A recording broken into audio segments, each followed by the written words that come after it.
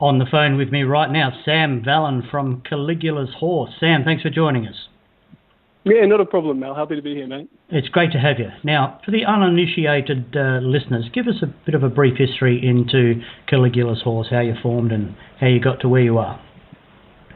Absolutely. So we started in 2010, although we is a bit of a loose term because it was actually originally slated to be sort of a solo project of my own. I hadn't picked the band name yet or anything like that, but I'd written the 7 tracks that would become the first release of Moments from Ephemeral City the following year. My original idea was actually to get a bunch of different guest vocalists on the album and sort of have one per track. But after working with Jim, who was the first vocalist I employed for a particular song, I think it was Alone in the World in retrospect, we had such a good time sort of working together, recording together, and he had some sort of great small-scale contributions to some of the songs that we'd worked on that we decided we wanted to actually write some stuff together.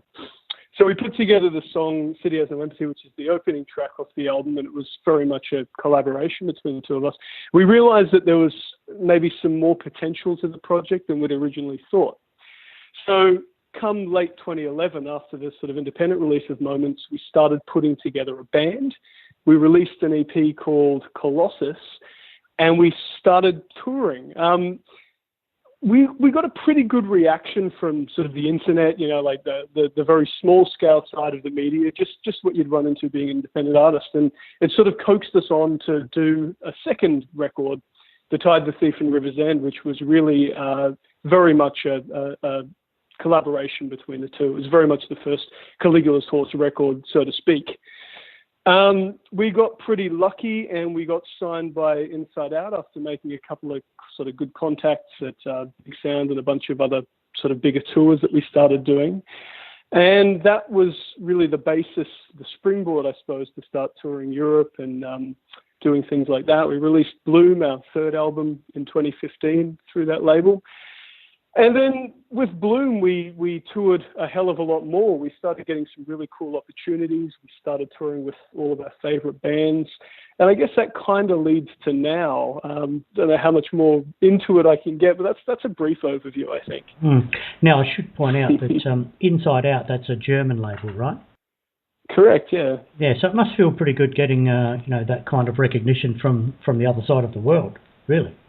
Very much so. I mean, having sort of a base in Germany is fantastic. I mean, that's one of the reasons that it tends to be a little bit easier for us to tour Europe than it might otherwise be.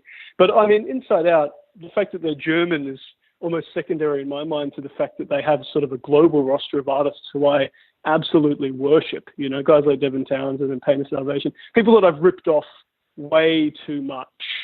So the third album, Bloom, came out, touring a lot overseas, as you mentioned. How did that album go? Yeah, well, that album was an interesting one because we'd sort of come off writing The Tide, the Thief and River's End, which, you know, as I said, that was the first time that we'd written an entire album, Jim and I, as a collaborative pair. And we'd put a lot of effort into making it into sort of a concept album, a narrative. When we were approaching Bloom, we wanted to do something entirely different. It's actually a little bit of an underlying theme in Caligula's Horse. We like the idea of, you know, making each album quite singular. It really has very little relation to the last, besides the fact that it's written by, you know, the same people, I suppose. So with Bloom, we decided that we wanted to contrast that in every way. We made it so it wasn't going to be a concept album. It was going to be sort of a little bit less, I suppose, steeped in layers and a little bit less dense, something that's more immediate in its appeal.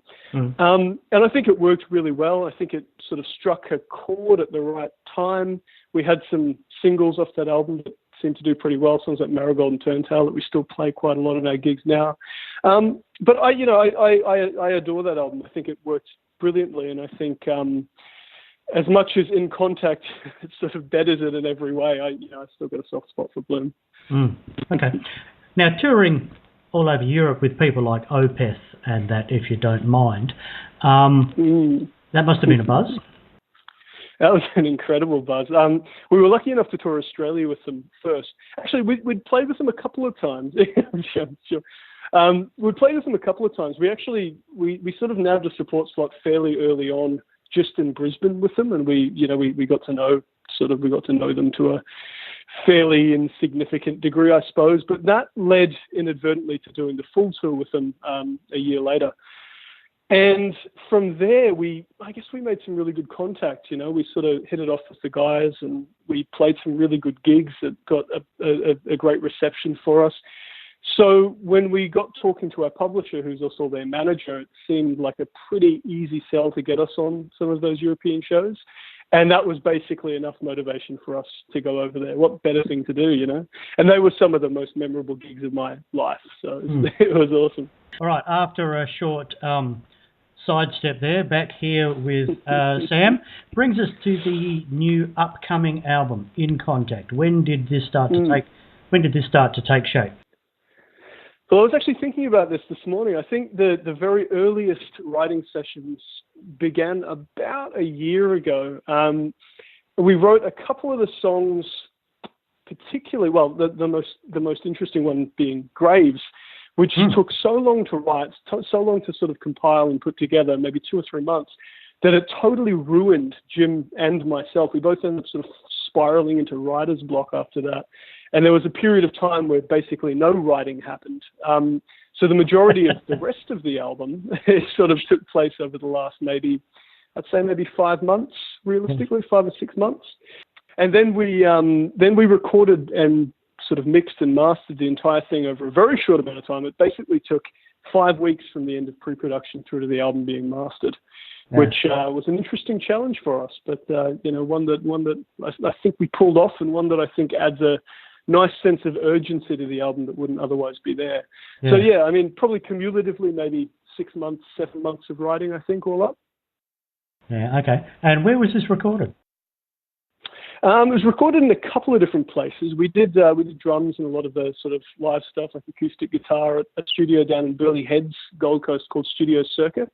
A studio I'd highly recommend, by the way. It's a little bit of a plug. I tracked a lot of it at home. I've got sort of a little studio set up here as well, so we set up a little vocal booth and did all the vocals there and a lot of the guitars. And occasionally we record some things up at our jam room in Northgate too, up in Brisbane, when we want to, maybe do things like gang vocals or things where we need a lot of people there at once. So yeah, bunch of different locations. It's interesting how you said Graves took a long time to write and took a long time to record. Takes a long time to listen too. I mean, it's 15 minutes long. Inconveniencing everyone. I mean, it's great. I love it. But wow, 15 minutes, that's huge. It is massive. Actually, Graves is an interesting one because, you know how I was saying we're really interested in sort of contrasting the last album with every release.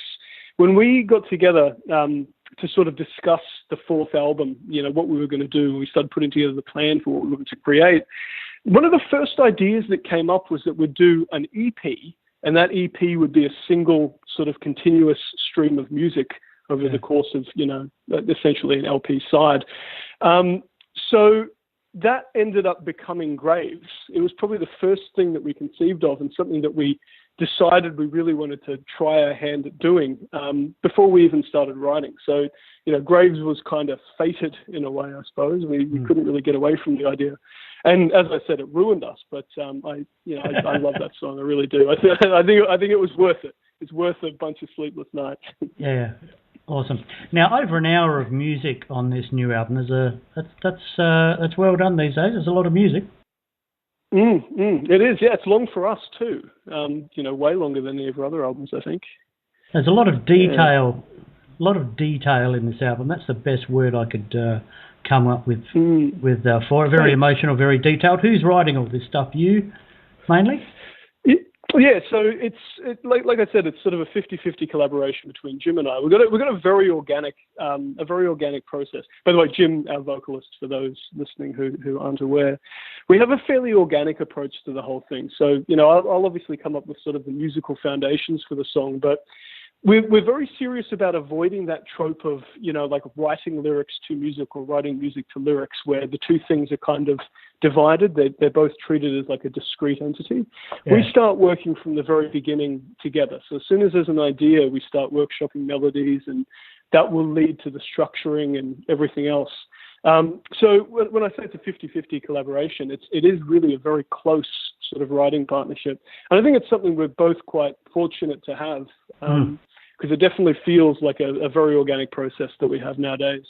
Yeah. Yeah. How was, well, you sort of touched on it before. I was going to ask how the recording process was for you, but Graves destroyed you, and then you recovered.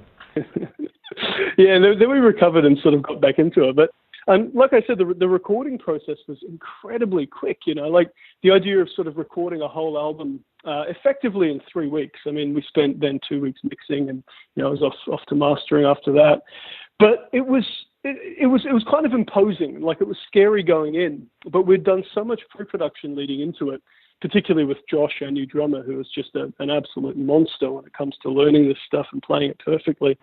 So, any apprehensions that we had were sort of assuaged as soon as we got into the studio. It all just came together very quickly. And like I said, as much as it's kind of scary to get an album done that quick, there really is a sense of sort of vitality.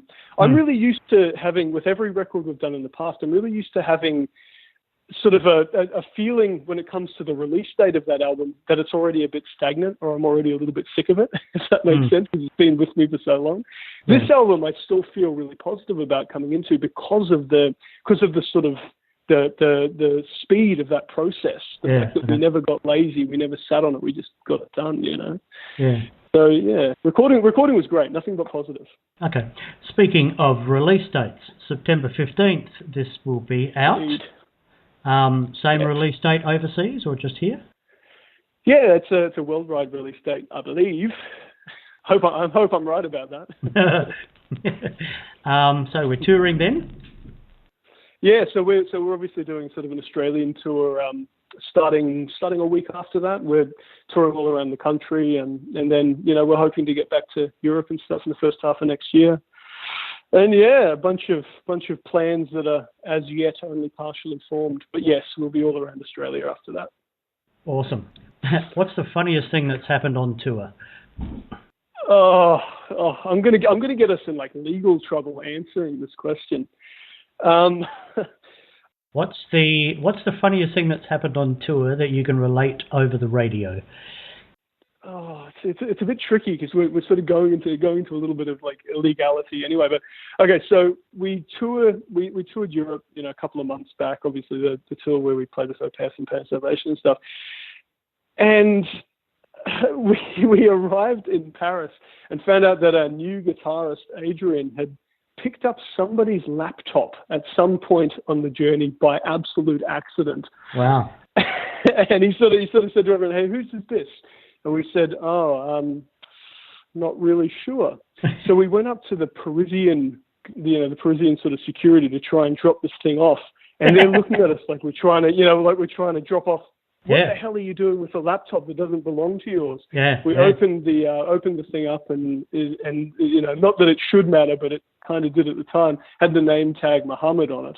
Oh. So we're sort of going, oh no, okay, so look, this is a total accident, sorry. We've got our French tour managers sort of trying to implore them to believe that it was just a total misunderstanding. Eventually they did take it, but you can imagine the fear in that moment leading up to it. Oh, hell yeah. It's kind of a weird thing to do. And this is poor green Adrian, our new guitarist, who's, he hasn't really been overseas very much. just being a little bit of an idiot. So it all worked out in the end. Yeah, I'm sure he got his laptop back in the end. But God, what a silly situation to get us in. Sam from Caligula's Horse, thanks for joining us tonight.